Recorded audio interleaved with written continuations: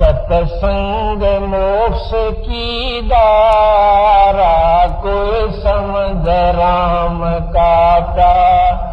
सतसंग मोक्ष की धारा, कोई समझ राम का। सतसंग मोक्ष की धारा।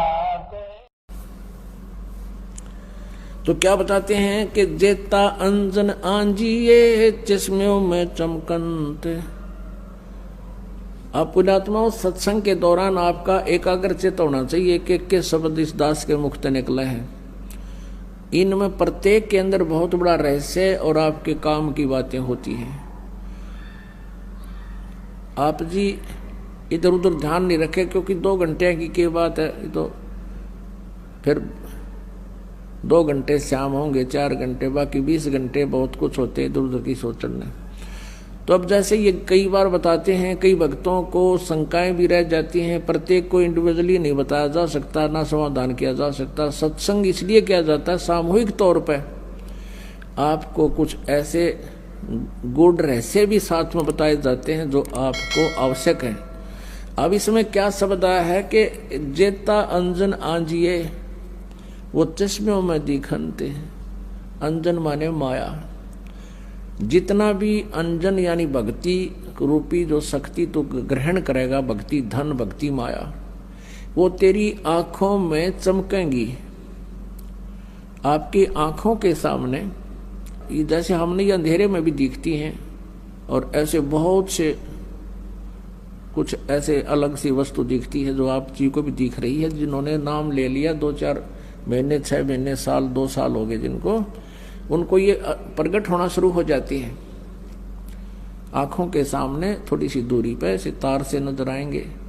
बहुत ज्यादा और भी काफी क्रियाएं अपने आप दृष्टिगोचर रहती। वो क्या है, हमारी जितनी भक्ति अंदर, हमारी भक्ति बढ़गी, उसका लेवल है, उसका प्रतीक है कि आपकी भक्ति इतनी हो चुकी है।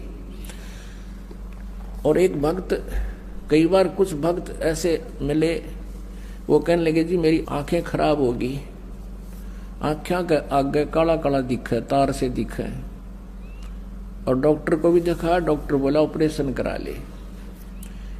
मैंने कहा भाई ये तार जो है, ये जो भी तुझे दिखाई दे रहा बेटा, तेरी भक्ति का प्रतीक है, और ये हमें भी दिखाई देते हैं। ये ना दिखे फिर भक्ति है नहीं तुम्हारी। ये देखने से नहीं अपने आप दिखेंगी। ऐसे आप ध्यान से देखोगे, आपको कई बार ऐसा लगा जैसे कोई मक्खी आ गई, खाना खाते समय भी ऐसे लग रहा है मक्खी या मच्छर आ गया, लेकिन वो हमारे परमात्मा अंदर से जो भक्ति का आगे प्रतीक, वो रिफ्लेक्शन बाहर आ रहा है। और ये सूक्ष्म शरीर ऐसा ही होता है, और ये भक्ति का प्रतीक भी उस नूर से ही हमारा ये लेवल बता रहा है। तो इस प्रकार चिंतित नहीं होना। बहुत से ऐसे भक्त हैं, एक कहने लगा जी मैं तो घर से बाहर नहीं निकलूं, देखूं जब मैनू दिखन लग जाए, मैंने डर गया कदे भूत हो।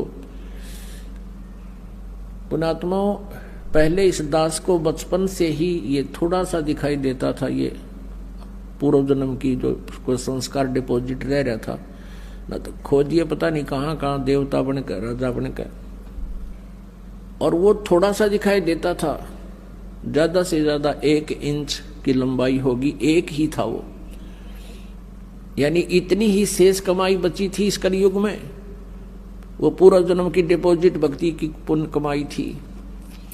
और ये दास ये सोचा करता मेरी आंखें कुछ कमजोर हैं, इसलिए ये कुछ दृष्टि दोष है। जब उपदेश लिया, नाम लिया, 5-6 महीने के बाद देखा तो ये तो और गुना बढ़ गया। 1 साल के बाद तो विघ्न हो गया, और ज्यादा बढ़ गया। मैंने सोचा बड़ी बात दिक्कत आई। तो गुरुजी उसमें वृद्ध बहुत थे, 104-105 वर्ष की आयु हो चुकी थी हमारे पूज्य गुरुदेव जी की।